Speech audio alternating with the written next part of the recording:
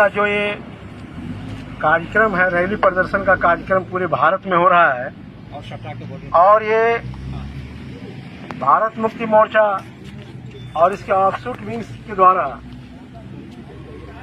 ये आंदोलन का जो 4 चरण तय किया गया है, ये तीसरे चरण का आंदोलन है और ये तीसरे चरण के आंदोलन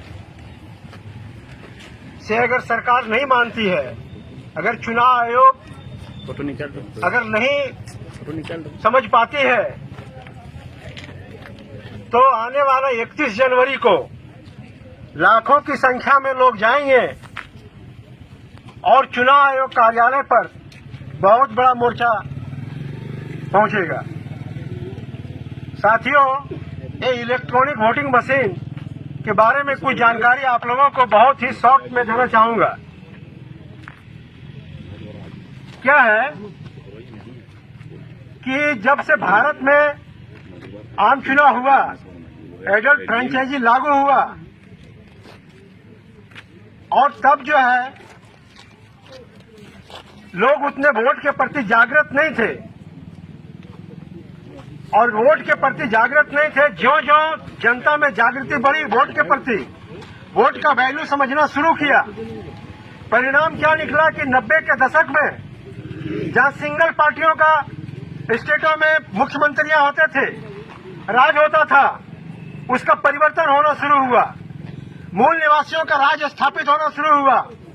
आप देखेंगे 90 के दशक में बिहार में लालू जी का राज आया, उत्तर प्रदेश में मायावती, मुलायम सिंह यादव, कांशीराम साहब, दक्षिण भारत में एम करुणानिधि, छत्तीसगढ़ में अजित जोगी। इस तरह से पूरे भारत में बड़े बड़े स्टेटों में भारत के जो मूल निवासी हैं उनका दस्तक देना शुरू हो गया और तब इन लोगों को लगा, शासक जातियों को लगा कि अगर ये वोट का वैल्यू समझ गए हैं और निरंतर अगर इनकी सरकारें बनती रही राज्यों में, तो स्वाभाविक तौर पर ये जो पार्लियामेंट में भी कब्जा कर लेगा। परिणाम स्वरूप तत्कालीन जो कांग्रेस पार्टी, जो शासक पार्टी थी, उसने ईवीएम को लाया और इलेक्ट्रॉनिक वोटिंग मशीन को लाया। 2009 में पूरे भारत में इलेक्ट्रॉनिक वोटिंग मशीन से चुनाव हुआ और 2009 में जब 2004 में ही पूरे भारत में इलेक्ट्रॉनिक वोटिंग मशीन से आम चुनाव हुआ, सरकार बनाया और इसके बाद फिर 2009 में सरकार कांग्रेस पार्टी ने बनाई और 2009 में जब सरकार बनाई कांग्रेस पार्टी ने, तो बीजेपी वालों को चिंता हो गया। इन लोगों को लगा कि हम लोगों को तो पता नहीं है, मानते हैं कि ये दोनों ही पार्टियां एक ही विचारधारा को पोषित करती है, एक ही विचारधारा को मानने वाली पार्टियां हैं, लेकिन पार्टियां तो अलग अलग है। सब कोई चाहता है अपनी पार्टी का कि हमारा राजपाट हो, हम शासन सत्ता में आवे। कांग्रेस पार्टी को शक हुआ, बीजेपी को शक हुआ और सबसे पहले ईमानदारी पूर्वक अगर कहा जाए तो सबसे पहले भारतीय जनता पार्टी ईवीएम के खिलाफ में गई, ये मानना पड़ेगा। भले आज उसका भोग जो है वो भारतीय जनता पार्टी ही कर रहा है, आज उसका भरपूर उपयोग भारतीय जनता पार्टी ही कर रहा है, लेकिन इलेक्ट्रॉनिक वोटिंग मशीन के खिलाफ में सबसे पहले भारतीय जनता पार्टी जागृत हुआ और बीजेपी के लाल कृष्ण आडवाणी, जीएल नरसिम्हा राव, मुरली मनोहर जोशी, ये लोग सुप्रीम कोर्ट गए और इन लोगों ने अपनी बात को वहां पर रखा और इन लोगों ने अपनी बात को रखा, एविडेंस दिया। एविडेंस देने के बाद 8 अक्टूबर 2013 को बहुत सारे एविडेंस का गहन अध्ययन छानबीन करने के बाद सुप्रीम कोर्ट ने माना कि इलेक्ट्रॉनिक वोटिंग मशीन से free, fair and transparent election नहीं हो सकता है। और जीएल नरसिम्हा राव ने इस पर एक किताब भी उन्होंने लिखा, डेमोक्रेसी एट रिस्क। उन्होंने इस पर एक किताब लिखा और सुप्रीम कोर्ट ने इस बात को माना 8 अक्टूबर 2013 को कि इलेक्ट्रॉनिक वोटिंग मशीन से free, fair and transparent election नहीं हो सकता है। और जब नहीं हो सकता है तो उपाय ढूंढा गया और उपाय ढूंढा गया कि इलेक्ट्रॉनिक वोटिंग मशीन से जब free fair and transparent election नहीं हो सकता है, जब इससे वोटों की चोरी होती है, तो ये चोरी पकड़ने वाला मशीन कोई है। तो इलेक्ट्रॉनिक वोटिंग मशीन के साथ वीवीपीएटी मशीन लगाने का आदेश दिया। लेकिन ये आदेश देने के बावजूद भी 2014 में 1% से कम जगहों पर वीवीपीएटी मशीन को लगाया गया और केवल लगाया गया। इसके बाद बहुत लंबे आंदोलन के बाद भारत मुक्ति मोर्चा के राष्ट्रीय अध्यक्ष मान्यवर वामन मेश्राम साहब के द्वारा सुप्रीम कोर्ट पहुंचने पर 17 अप्रैल 2017 को ये निर्णय आया कि इलेक्ट्रॉनिक वोटिंग मशीन के साथ, पूरे इलेक्ट्रॉनिक वोटिंग मशीन के साथ वीवीपीएटी मशीन लगाया जाए। और पूरा इलेक्ट्रॉनिक वोटिंग मशीन लगाया गया। लेकिन क्योंकि टाइम बहुत कम है, इस पर मैं ज्यादा नहीं जाना चाहता हूं। लेकिन क्या है कि इलेक्ट्रॉनिक वोटिंग मशीन तो लगाया गया, लेकिन इसमें एक बहुत बड़ा दांव पेश किया गया। जैसे मैं कहूं कि हेलमेट पहनना बहुत जरूरी है। अगर आप हेलमेट नहीं पहनेंगे तो एक्सीडेंट हो सकता है और माथा फट सकता है। तो हेलमेट रखना बहुत जरूरी है। मैं ये कहूं, हेलमेट रखना बहुत जरूरी है। और हेलमेट रखना ये बहुत जरूरी है और सभी लोग हेलमेट को बाइक में हैंडल में टांग दें, तो क्या एक्सीडेंट में वो हेलमेट बचा देगा आपके सर को? अगर वीवीपीएटी मशीन पर करोड़ों रुपए का खर्च किया गया है, तो वीवीपीएटी मशीन से निकलने वाले पर्चे का गिनती क्यों नहीं हो रहा है? हमारा सिंपल सा मांग है कि वीवीपीएटी मशीन, चूंकि इलेक्ट्रॉनिक, ये जो बैलेट पेपर में बताया जाता था कि बहुत कागज खर्च होता है, ठीक है, मैं मानता हूं कि बहुत कागज खर्च होता है, चलो कोई बात नहीं। क्या वीवीपीएटी मशीन में पर्ची खर्च नहीं हो रहा है? सिंपल सी बात है, बैलेट पेपर को हाथ में ले, मुहर लगावे और डाल दे। ये सेटिस्फेक्शन का मामला है, ट्रांसपेरेंसी इसमें है। और ये पर्ची जो छपता है उसमें इलेक्ट्रॉनिक वोटिंग मशीन में पहले हम बटन को दबाते हैं, फिर वो कंट्रोल में, वो क्या कहते हैं, कंट्रोल यूनिट में जाता है और इसके बाद फिर वो वीवीपीएटी को ट्रांसफर करता है। जब वीवीपीएटी को ट्रांसफर करता है उसमें पर्ची कट के गिरता है। जब उसमें पर्ची कट के गिरता है तो इतना सिस्टम लगाने के बाद एक पर्ची पर मुहर लगा आपका, तो क्यों नहीं डायरेक्ट बैलेट पेपर पर मुहर लगाया जाए? और अगर फिर भी नहीं मानते हो तो 100% वीवीपीएटी पर्ची का गिनती किया जाए। इसके अलावा दूसरी किसी भी शर्त को नहीं माना जाएगा। इसीलिए अगर चुनाव आयोग, जो आज पूरे भारतवर्ष में, भारत के 667 जिलों में जो ये रैली प्रदर्शन चल रहा है तीसरे चरण का, अगर इसके बावजूद भी अगर चुनाव आयोग इस बात को संज्ञान में नहीं लेता है, तो 31 जनवरी को आप सबों को, जिनको जानकारी नहीं होगा, उन्हें भी संगठन की ओर से आमंत्रित करता हूं कि आप सभी लोग दिल्ली चलने के लिए, दिल्ली कुछ करने के लिए तैयार रहें। और क्योंकि आंदोलन ही एक विकल्प है।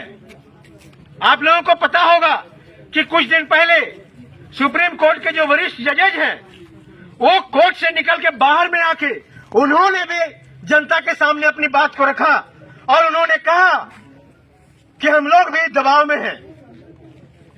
ये जनता के सामने अपनी बात को सुप्रीम कोर्ट के जजेज जब रख सकते हैं, तो न्यायपालिका से हम ये उम्मीद नहीं कर सकते इस वक्त, इस परिस्थिति में, कि इलेक्ट्रॉनिक वोटिंग मशीन पर चुनाव आयोग पर कुछ बंदिश लगाने के लायक भी सुप्रीम कोर्ट शायद है। इसीलिए मैं आम लोगों से आह्वान करता हूं, बुद्धिजीवियों से, आम लोगों से आह्वान करता हूं कि अगर आज के आंदोलन के पश्चात अगर चुनाव आयोग अगर हमारी बात को नहीं मानता है, तो हम लोग 31 जनवरी को लाखों की संख्या में पहुंचकर और हम लोग चुनाव आयोग कार्यालय पर मोर्चा लेकर जाएंगे, अपना प्रदर्शन करेंगे, वो भी संवैधानिक तरीके से, क्योंकि संविधान ने हमें अधिकार दिया है। साथियों, आप लोगों को जानकारी होगा कि 6 अक्टूबर को, चूंकि आर्टिकल 19 में किसी भी ऑर्गेनाइजेशन को, किसी भी व्यक्ति को अभिव्यक्ति की आजादी है, और इस आर्टिकल का उपयोग करते हुए हमारा संगठन भारत मुक्ति मोर्चा वाम से अपने हरियाणा और उत्तर प्रदेश में कार्यक्रम लगाया था और उस कार्यक्रम को आरएसएस के कार्यकर्ता ने, वो आरएसएस के कार्यकर्ता लोगों ने वो डिस्टर्ब किया था। और जब वहां पर डिस्टर्ब किया था तो चूंकि क्या है, आप कुत्ता को भी अगर ढेला से मारो तो कुत्ता ढेला को वो मुंह लगाता है। कुत्ता जानता, कुत्ता को भी इतना अकल है कि ये ढेला का कोई दोष नहीं है। कुत्ता भी उस हाथ को पकड़ता है जिसने ढेला उठाया और चलाया। हमारे संगठन ने चिन्हित किया कि हमें जो यहाँ पर डिस्टर्ब किया जा रहा है वो सरकार के द्वारा किया जा रहा है, बीजेपी गवर्नमेंट के द्वारा किया जा रहा है, उसके कार्यकर्ताओं के द्वारा किया जा रहा है। लेकिन असल में इसका बाप जो है वो आरएसएस है, नागपुर में बैठा हुआ। इसीलिए 6 अक्टूबर 2022 को आरएसएस के कार्यालय पर बहुजन क्रांति मोर्चा के द्वारा ये मोर्चा ले जाने का कार्य किया गया। आप लोगों को जानकारी होगा कि भागवत जी आरएसएस कार्यालय में ताला बंद करके वहां से वो निकल गए थे। इसीलिए इस बात को ध्यान में रखे चुनाव आयोग कि हम छोटी मोटी संख्या में नहीं आ रहे हैं कि आपके गिदड़ भभकी से लोग भाग जाएंगे। हम लाखों की संख्या में वहां पर पहुंचेंगे और चुनाव आयोग को मानने पर विवश करेंगे। और अगर चुनाव आयोग नहीं मानता है तो हमारा जो नेतृत्व है उन्होंने कुछ खुलासा नहीं किया है, लेकिन उन्होंने कहा कि आगे का प्लानिंग है, वो मैं डिस्क्लोज नहीं करना चाहता हूं रणनीति की बातें। मुझे शक है कि लाखों की संख्या में जाने के बावजूद भी अगर चुनाव आयोग हमारी बात को अगर नहीं मानता है, बैलेट पेपर पर वापस नहीं आता है, अथवा वो इलेक्ट्रॉनिक वोटिंग मशीन के द्वारा साथ जो लगा हुआ वीवीपीएटी का पर्ची अगर गिनती नहीं करता है तो आगे का रणनीति बनाया जाएगा। साथियों, इसी के साथ मैं अपनी वाणी को विश्राम देता हूं। जय मूल निवासी, जय भीम, जय भारत। जो रैली प्रदर्शन का काम किया जा रहा है, इसमें जिले से तमाम लोग जो पहुंचे हुए हैं सबों को बहुत बहुत धन्यवाद, आभार। देखिए, आज मैं यहाँ से बताना चाहता हूँ, लोगों को ये मैसेज देना चाहता हूँ कि जो ईवीएम मशीन है अब हर तरह से प्रूव हो चुका है कि ईवीएम मशीन से वोटों की चोरी की जाती है। और जब वोटों की चोरी की जाती है तो हमारा वोट का वैल्यू 0 हो जाता है, हमारे वोट का वैल्यू कुछ नहीं रह जाता है। और यदि ये लोकतंत्र में वोट का वैल्यू 0 कर दिया जाए तो लोकतंत्र का कोई मतलब नहीं रह जाता है और आदमी का कोई वोट का वैल्यू नहीं रह जाता है। तो सरकार मनमानी तरफ से नियम और कानून बनाते हैं, क्योंकि उसे जनता की वोट का जरूरत ही नहीं है, उसका वोट तो मशीन के द्वारा पड़ रहा है। इसलिए हम तमाम SC ST OBC माइनॉरिटी के विरोध में दिन व दिन गलत कानून बनाया जा रहा है और हम लोगों पर अन्याय और अत्याचार किया जा रहा है। साथियों, मैं बता देना चाहता हूं कि दुनिया के जो विकसित देश है, जो हाई टेक्नोलॉजी वाला देश है, जापान, जर्मनी, इटली, अमेरिका और अभी फिलहाल में बांग्लादेश में भी ईवीएम को गैर कानूनी करार दे दिया गया है और यह संवैधानिक घोषित कर दिया गया है। लेकिन हमारे देश में ईवीएम को अभी भी नहीं छोड़ रहा है और जगह जगह में इसका गलत प्रचार किया जा रहा है कि ईवीएम बहुत सही है। तो इसमें चुनाव आयोग और सरकार ये दोनों का मिली भगत है और ये दोनों मिली भगत करके ईवीएम को हर हाल में रखना चाहता है।